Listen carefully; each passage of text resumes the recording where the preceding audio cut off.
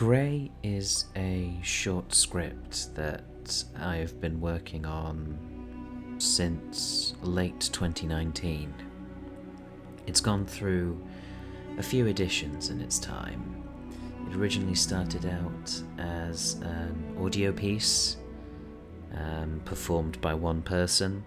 It became a short film, which became my very first edited video, and it is also a script that I have tried to improve on every time I go back to it, and that's what this latest version of Grey is. It's me going back to that earlier version that I turned into a film and challenging myself to do it better, because in many ways the story of Grey is really a story about myself. When I first started working on Grey, I was still a student at university, and I was given an assignment to work on my voice acting capabilities, oddly enough. And the idea of this was quite simple. You perform something with non-verbal sound effects, and that was your assignment. When I was at that university, I was very keen that I challenged myself, and so something I wanted to do was create some new material. I wanted to challenge myself. I was there to learn how to be a better performer, a writer, and I hadn't written anything since 2016. So Grey comes from some thoughts I had been having very early in the mornings in 2019, where I wondered about human augmentation. I wondered what would happen in a world where we all bought these bits of technology, grafted them onto ourselves, and we were stuck with them, and the companies that originally built them went out of business. What would happen? You'd have a bunch of people whose parts couldn't be repaired. It was quite a sobering thing to think about. And so in the original draft of Grey, I wrote it about a jaded old person who had gone through with these procedures on his eyes to grant him vision, and they had long since failed. He couldn't afford to take them out, he couldn't afford an upgrade, and no one had the knowledge to repair his eyes, or the parts even.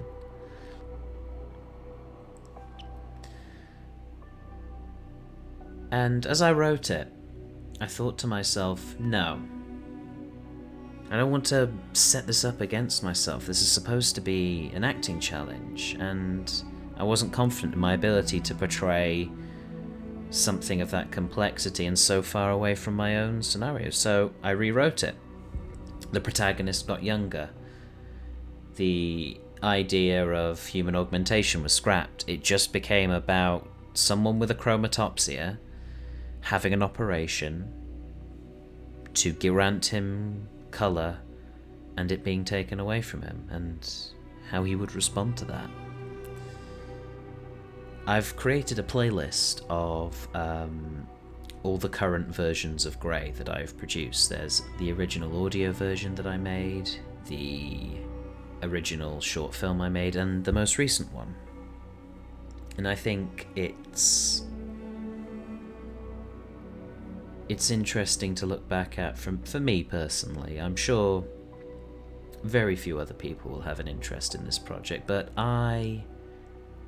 it is important to me. It is the story of me using skills that I am learning. Since that first version of Grey came out, I left my university. I started to work with visual art. I really got into voice acting. I met a wonderful community of people, and before I moved on from that script that had originally been written, I wanted to spice it up. I wanted to do something with it. I didn't feel like I had done it justice in that original version, so I was challenged by my lovely girlfriend to not edit the script. Not to rewrite the script. That's what I wanted to do. I wanted to rewrite the script. And she told me no. You can edit it, but you can't rewrite it. Which was difficult. That was a very difficult thing to do. Because I wanted to get rid of so much of it, but it helped me to really not be precious about it. And really just be willing to take what I had written and do whatever felt natural. So quite early on in this most recent draft, I decided that I wanted it to reflect my growing interest in the abstract. I wanted to not have to rely on acting, which I was perceiving as poor, quite frankly. I look back at that original film version of Grey and I do not rate my performance very highly at all.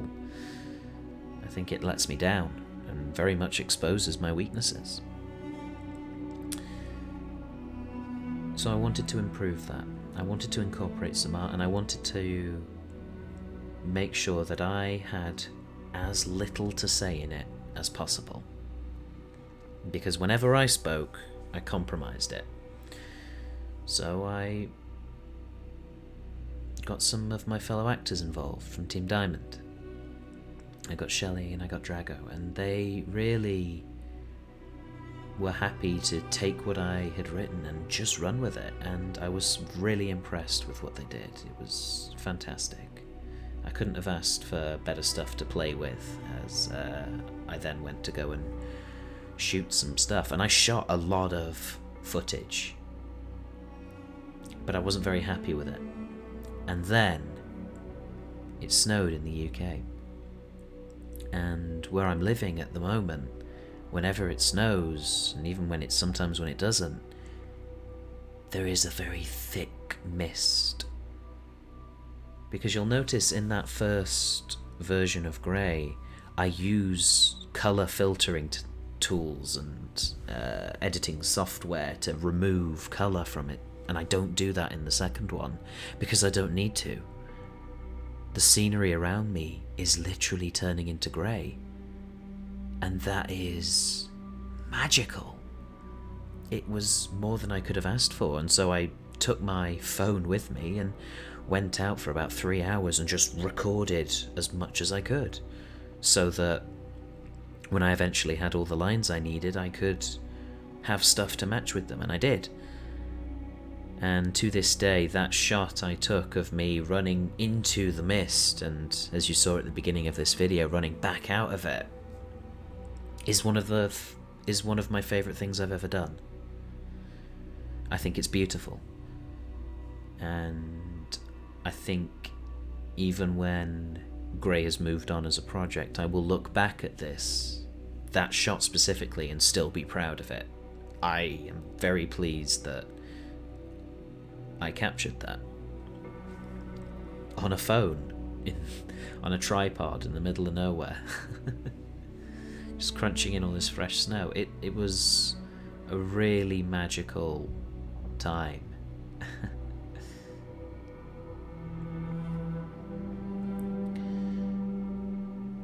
Grey, I'm not done with Grey. I think there is more that needs to be done with it. I think I'm done with this version of the script. I think I've milked it for all that it's worth.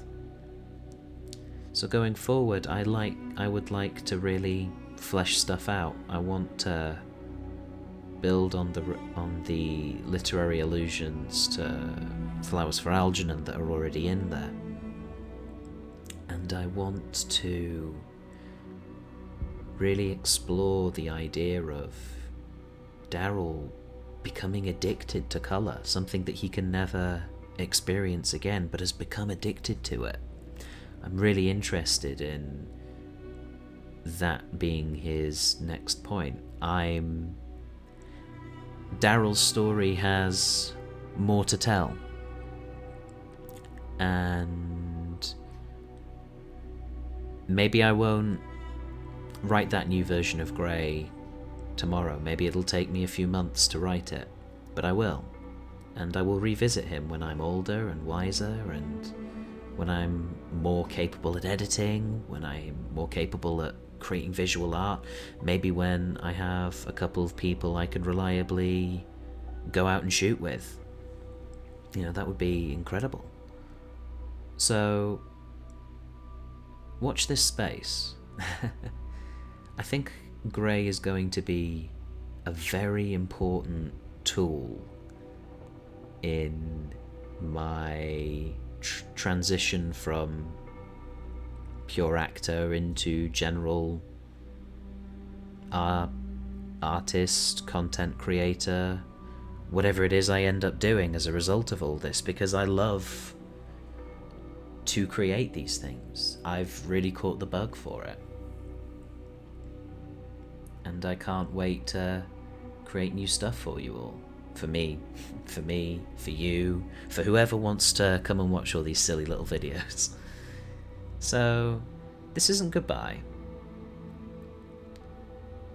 Not to me and not to Grey.